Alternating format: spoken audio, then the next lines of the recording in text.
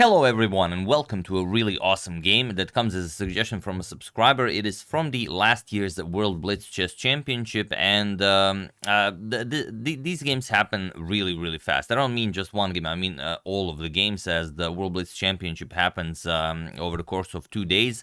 And it's very hard for me to cover most of the games. I don't even remember seeing this game played by Magnus, so very happy that you guys suggested it, as it is quite a wonderful game. And I know a lot of you are wondering, will Magnus face Gukesh? This should be their first encounter after Gukesh has officially become the World Classical Champion.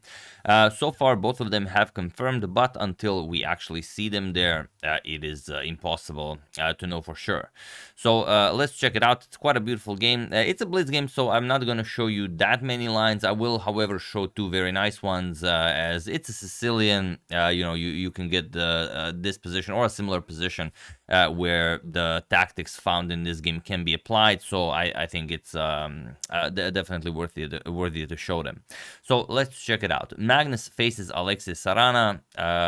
This is, I don't know which round this is, but I know Magnus is coming off of a loss into this game, so of course he should play well. Now let's check it out. Pawn to e4. We have pawn to c5, knight to f3, and pawn to d6. We have knight to c3 and knight to f6. Some of you might not know this, but last year Magnus won both the World Rapid and the World Blitz Championship. And now, okay, the pawn to d4 is the usual move here. Maybe some other moves like bishop to c4 can be played. Pretty much everyone plays pawn to d4, but Magnus played bishop to e2, and it's hard to say if it's a bad move, but the engine already says that it is at least an inaccuracy. We have bishop to e2, pawn to a6, and castles kingside. Alexey goes pawn to b5, and Magnus now strikes with pawn to d4. The position has been reached before. Some a4, knight d5 moves have been played here, but after pawn to d4, it is now as of move 6 that we have a completely new game. C captures on d4, and now Magnus played knight captures on d4. He did spend some maybe 15 seconds here deciding on what to do. Does he capture with the queen? Does he capture with the knight? And does he go knight to d5? We're briefly going to discuss knight d5 because it's a really tricky line. For example, if you capture another pawn with knight captures on e4, all of a sudden queen captures on d4, and white's position is just excellent here. The knight is saying once you move the knight, you're going to play pawn to a4, try to put pressure on that b5 pawn, and it's not easy to play. After something like captures, you're going to play knight captures on f6, additionally ruin black's pawn structure, and now black is not going kingside, not going queenside. It's going to be a tough game for black. So that's what happens if you go after the pawn. And if you capture the knight here, then you get e captures on d5, and it's very hard for black to develop, especially in the Blitz game. Like, you can't really go e6, and if you play g6, then queen captures on d4, and you really have problems now. So after c captures on d4, Magnus thought about it, but he decided knight captures on d4. He did lose the previous game, so maybe that had something to do with it. Bishop to b7, and now bishop to f3. Nicely getting the bishop on this diagonal, countering Sarana's strong light square bishop. And here we have knight b to d7. Also, I'm going to mention what happens if pawn to b4, because it's the everlasting question. You're attacking the e4 pawn twice. Why not kick away one of the defenders? Wouldn't that just be great? Well, yes, maybe usually, but here it loses by force, and that is by playing pawn to e5. But it's such a complicated line that you're just not gonna find this over the board. Look at this. The best way to defend is rook to a7, even though I don't think that's something that you would find over the board, because there are so many enticing moves like bishop captures on f3, d captures on e5 even. But after rook to a7, the win is quite spectacular. Look at this. E captures on f6, b captures on c3, f captures on e7, bishop captures on e7, and now knight to f5, putting pressure on the g7 pawn. And once you castle kingside, queen to d4, threatening the rook and threatening checkmate. And it seems like, okay, we just win a rook. What's the problem? Well, after bishop to f6, look at this. Queen captures on a7, Bishop captures on f3, g captures, and c captures on b2. Bishop captures, attacks the rook here, and only after the rook moves and the bishop comes to e5, it seems like, okay, we're up the exchange, surely we're doing much better, but if that black queen gets to g5, for example, to f4, then it could be game over for white. Luckily, white has this queen e7 move that stops that, and now white is just completely winning. Up the exchange, but okay, completely winning. So that's what happens if pawn to b4 with absolute best play from black. Thought you guys might enjoy that. But okay, knight b to d7. We have pawn to a4 by Magnus, and now b captures on a4. Seems like Sarana figured, okay, Magnus is really inviting me for that pawn to b4 move. Surely it's not very good, but here it's actually the best move you can play. Sarana played b captures on a4, and now he gives Magnus something to do. Magnus plays rook captures on a4, pawn to e6, and now rook to b4. Okay, already we have a target here. The bishop is hanging. Knight to c5, defending the bishop, and here we reach the position from the thumbnail. So of course I don't have to tell you guys what Magnus played. He played rook captures on b7.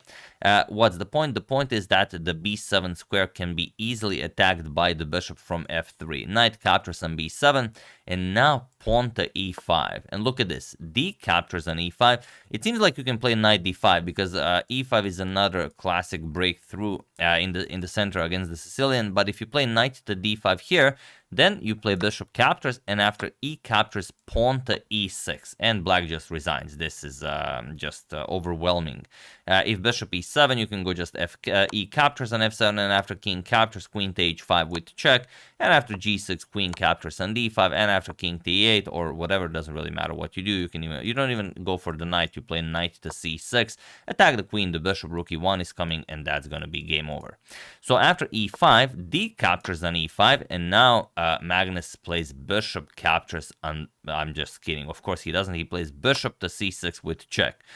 You should ruin black king's castling, because if knight d7, then, well, something happens that also happened in the game, so I'm not going to show it. But here, king to e7 was played, sorry, here knight to d7 was played.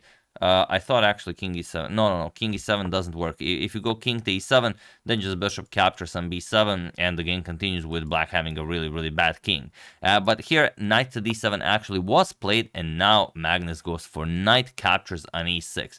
So first he sacrifices the exchange, now he sacrifices a piece, so it's pretty much as if he sacrificed a rook. F captures and queen to h5 with check. And now the problem is g6 doesn't work, as the knight here is pinned. G6, queen captures on e5, the knight of course is pinned, and the rook is hanging. If you move the rook, then queen captures on e6 with check, and if queen e7, you don't capture the rook, rather you play bishop captures knight on d7.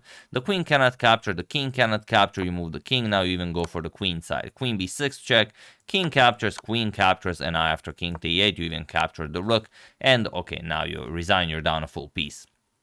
So after queen to h5, king to e7 was played, and now bishop captures on b7. The situation on the clock is okay. Magnus was a little bit down on time, but now he's actually up a minute and 12 versus 48 seconds.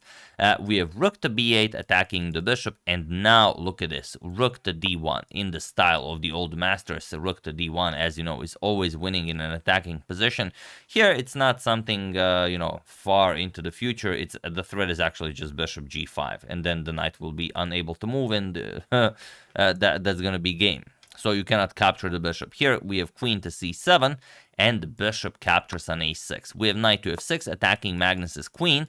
Queen to e2. Here bishop to g5 is definitely the way to go, but okay, blitz, it's a blitz game. We have king to f7, now unpinning if the bishop ever pins the knight, and knight to e4. Going for a trade here, knight captures, queen captures, and now bishop to e7.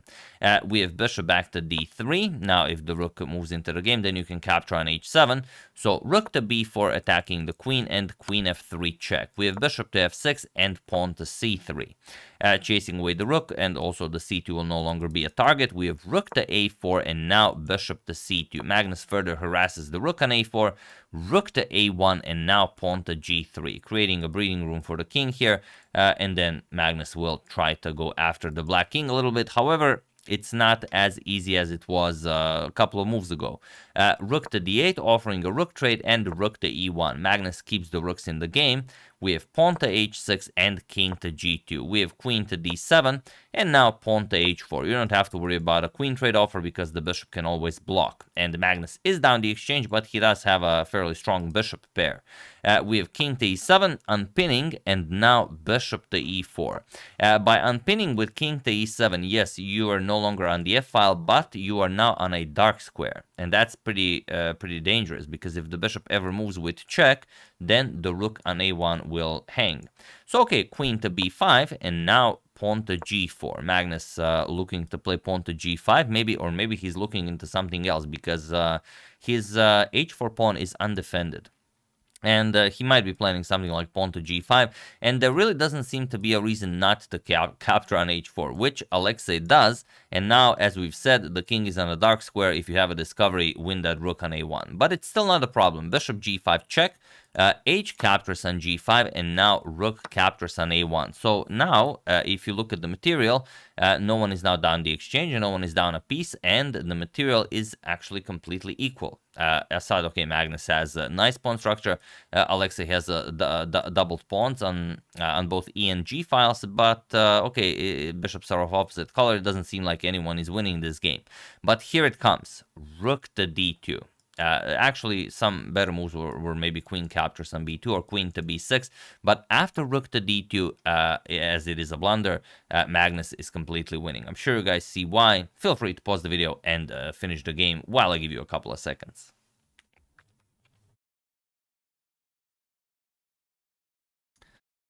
Sarana's king is, of course, getting checkmated, and you guys and Magnus alongside you found it, rook to a7 with check. And now you cannot go anywhere. If you go up the board, then just queen to f7 will result in a quick checkmate, and the other moves don't really help you. So here, rook to d7, basically wasting a tempo, and now bishop to c6, and he was in this position on move 36 that Alexey Sarana resigned the game, as there is nothing more to be done here. Rook captures on d7 is coming. So unless you're willing to give up a queen, this is where you resign. Because if you allow the capture, rook captures on d7, you are just getting checkmated. That's as simple as that.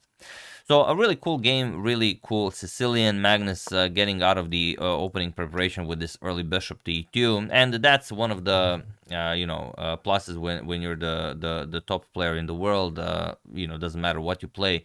It's more important that your opponent doesn't know as early on as possible what is happening on the board than if you play like 25 moves of perfect theory that your opponent knows as well. And very much looking forward to this.